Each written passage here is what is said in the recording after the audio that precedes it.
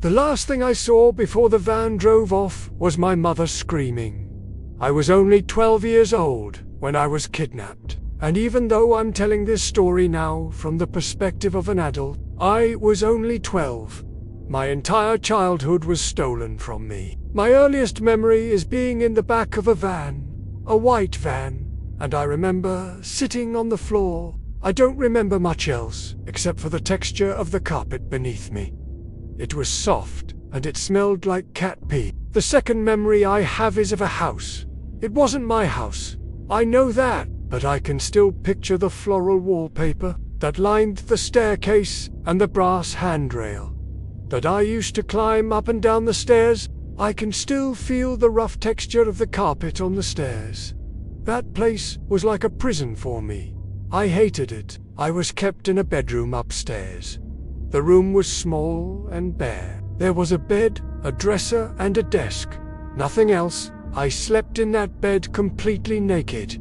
I was not allowed to wear any clothes. I don't remember the first time I was taken there. I just know that eventually I stopped fighting, stopped crying, and just gave up. I didn't want to live anymore. Years went by, and I grew up in that room. I got older, but I stopped growing at some point. I think that's why when I finally escaped, I was only 12 years old. The man who took me told me that I wasn't allowed to leave the room unless he called me. He said that if I tried to run away, he would find me and take me back to that room, and then I wouldn't be able to escape again. He said I'd be too scared to try. So I listened. I stayed in that room for years, doing nothing but sleeping, eating, and watching TV. But I never gave up hope. Every day I would plan my escape. I would make a plan, and then I would stick to that plan. I knew that one day I would get out of that room, and when I did, I wanted to be prepared. Eventually, I was able to take a shower again. I would watch the women on TV take showers, and I would memorize the way they turned the water on and off. I practiced turning the water on and off in the sink until I had it memorized. Then I would practice in the bathtub until I could do it without thinking about it. And then finally, I was able to take a shower again. That was the last straw for me.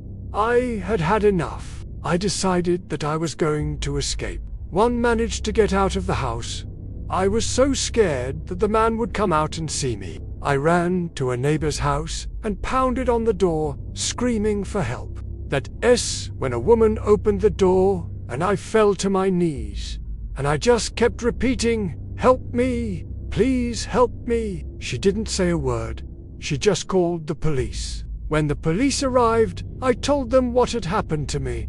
They arrested the man. When I was finally free, I was taken to a hospital where doctors examined me and told me that I was malnourished but otherwise healthy. I stayed in the hospital for a few days, and then I was released into the care of my mother. I hadn't seen her in over 5 years.